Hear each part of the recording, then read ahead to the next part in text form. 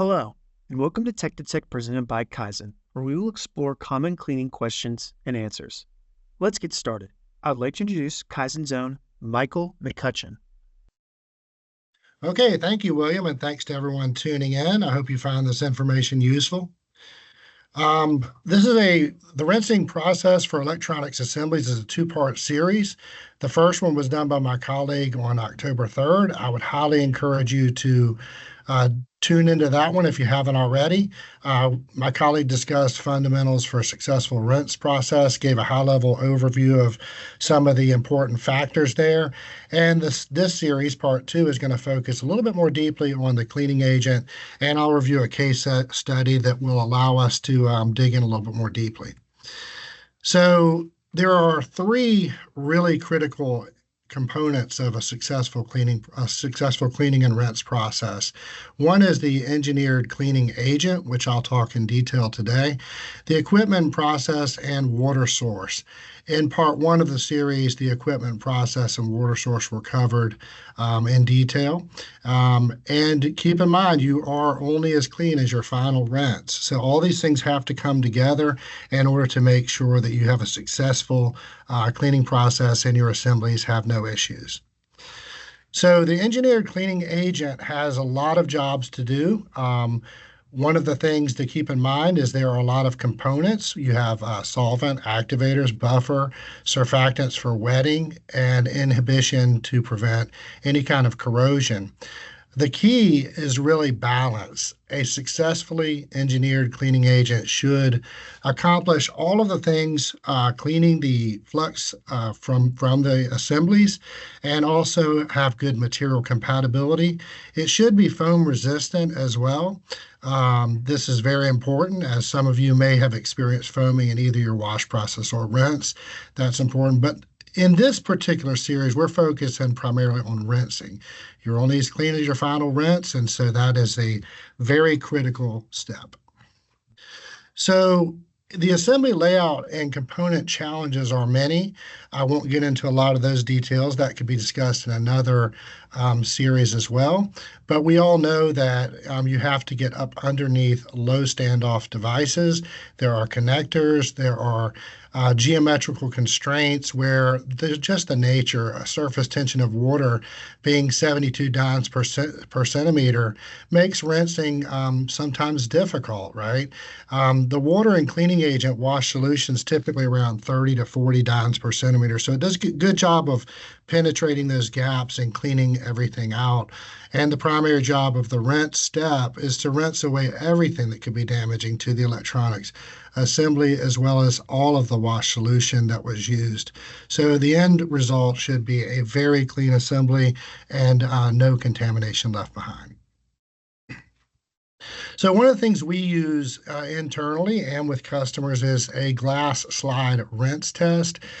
This is a very simple procedure and one that I would encourage you to work with our technicians at KYZEN if you have any concerns about your rinse ability or when you're selecting a cleaning agent. This is something that is very important. It's simple. You take a glass slide, which is already cleaned.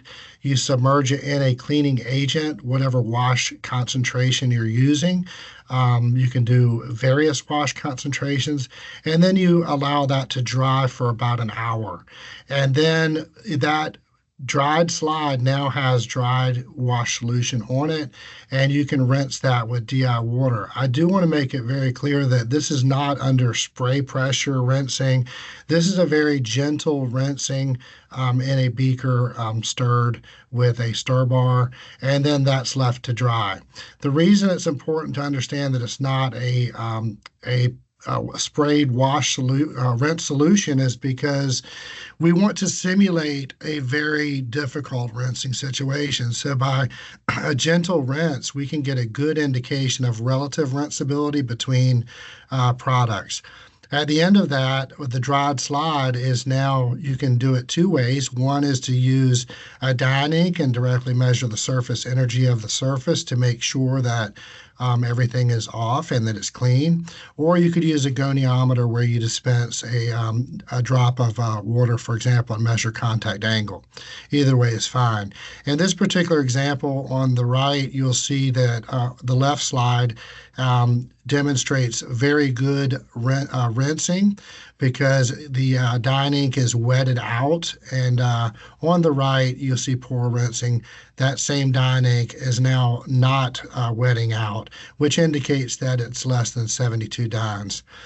Here at the bottom is just an example of what we do internally. We take various cleaning agents in development or comparatively prior to selecting a cleaning agent.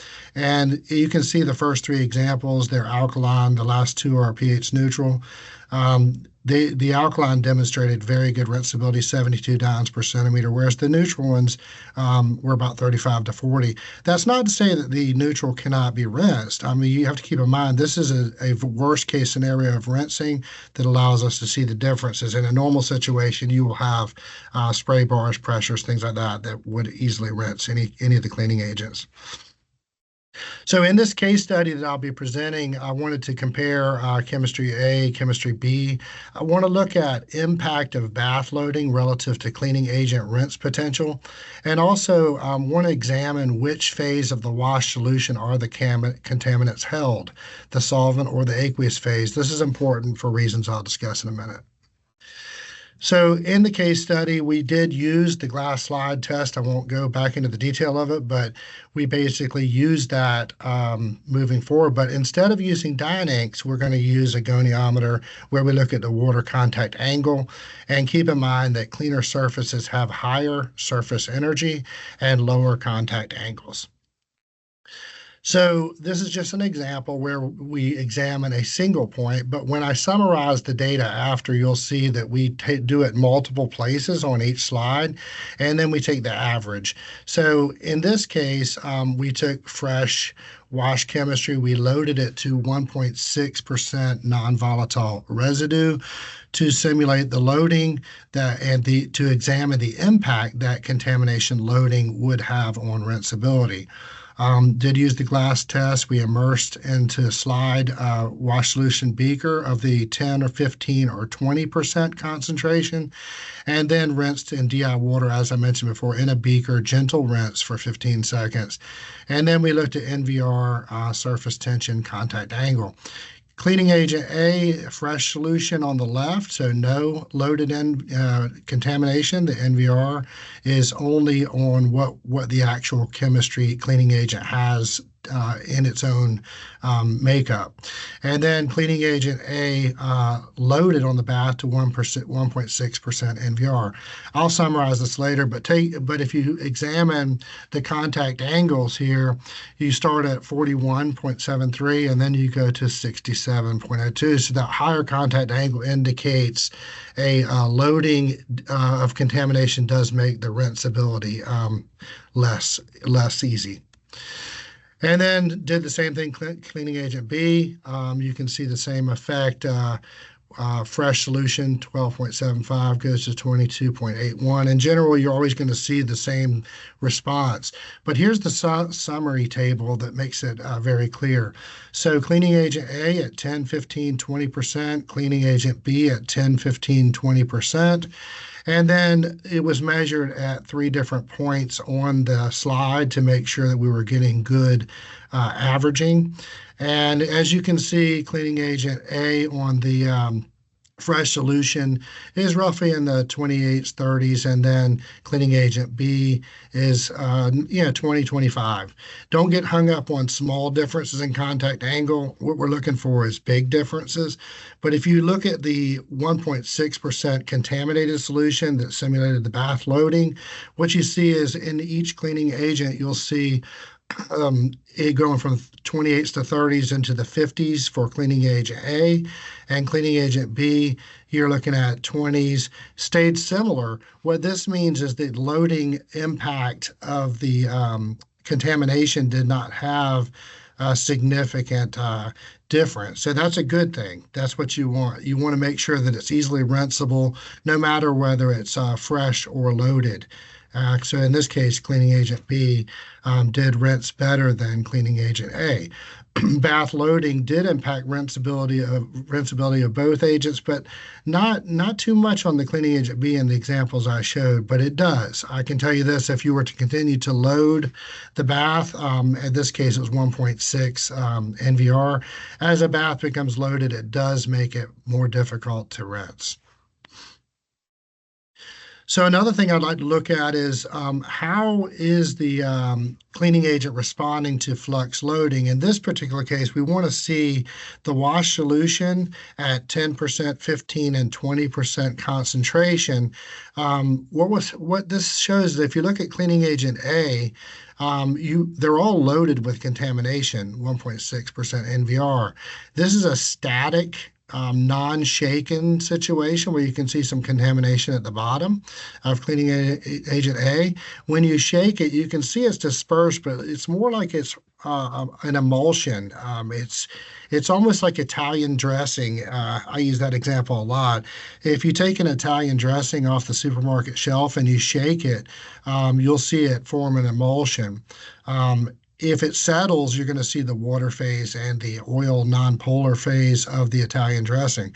If you were to take that dressing and shake it and spill it on your counter and then rinse it with a spray water from your sink, you could rinse away all of the water and all of the water soluble material, the salts, the spices, things like that.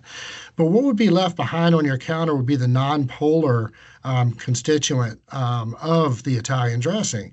So in order to get rid of that, you would need to take something like a Dawn detergent, which has surfactants, which can break down those nonpolar materials, and you could easily wipe that away. But it would require that extra step. So if you go through cleaning agent B, what you see is different. You see it's loaded the same way, but it's dispersed throughout the entire wash solution. It's not held in any particular phase, shaken, static, doesn't matter. Over here, when you get to 20%, you start to see some more because the balance of the solvent nonpolar material is higher. But in this case, if you shake it, it's also dispersed. But in general, you want to see the situation. Why? Because you want it to be balanced where you want that nonpolar phase and the contamination to be easily dispersed throughout the entire wash solution and make it more easily rinsed with water. So in summary, what we saw in the case study was cleaning agents, they are complex formulations with many objectives, including the ability to be rinsed. Glass slide static rinse test is an effective and quick way to assess cleaning agent rinse capability. It's something that you may want to consider even when you're doing any kind of a chemistry evaluation, selecting a chemistry.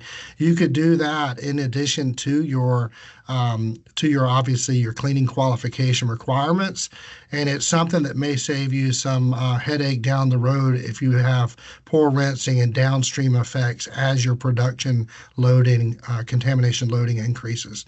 The third point, cleaning agent formulation does impact rinse capability, including which phase of the cleaning agent the flux loading is concentrated. And then finally, flux loading does make rinsing more difficult. However, if you select the right cleaning agent up front, we see that when you do load, some cleaning agents are easy to rinse and can handle more loading without having rinsing issues. So now I'll move on to some frequently asked questions on this topic. What is the risk of poor rinsing? Depends on what you're rinsing, what you're cleaning off, what the nature of the contamination that was on the board and how well it rinsed. In general, I would say if it's ionic materials that are left behind, they're not rinsed, we all know that that can lead to dendritic growth, corrosion, assembly failure. If it's nonpolar materials, non-ionic materials, it can still cause issues that are maybe a little less obvious. You can have conformal coating issues downstream if there are organics that are left behind. So it really would depend on what you're washing off, how poor the rinsing is, and also what your downstream process and observations are. Second question, what causes intermittent rinsing issues? Intermittent rinsing issues crop up from time to time. I would say there are so many that need to be looked at. One would be concentration. Are you using a process control to make sure the concentration is not riding high? Secondly, you have to check your cleaning equipment to make sure everything is operating as it should be. All the parameters are matching what was qualified. And then finally, as we saw in here, you got to look at the bath loading. It's a good idea to use NVR testing to see if the intermittent rinsing issues are being observed as the loading increases. And you can work with your cleaning agent supplier to find out what that critical contamination limit is where the rinsing issues crop up.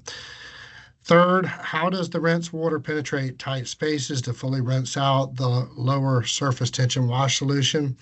Good question. Rinse water is at 72 dynes per centimeter. Wash solutions at about 30 to 40. So if you get all of the cleaning done properly in the wash section, and then the cleaning agent itself is left behind, you would think that maybe the rinse water wouldn't penetrate under to get under and clean it out. Two things. One is that rinse water is hitting the board surface. Is cleaning agent remain behind, and it would immediately lower the surface tension of the rinse water, hitting it to something lower than 72 dynes. You have capillary action and you have spray pressure. Those three things come together in a dialed-in process to ensure that cleaning agent is fully rinsed out. So, William, with that, I would turn it back over to you. Thank you so much for attending, and thank you, William. Thanks, Michael. Thank you guys for watching this Tech to Tech session. If you would like to discuss this topic further, or have any questions not answered in the session, please contact your local KYZEN regional manager, or send an email to tech@KYZEN.com, and we will have someone follow up with you as soon as possible. And if you like this video, be sure to follow us on our social media platforms for more expert cleaning content.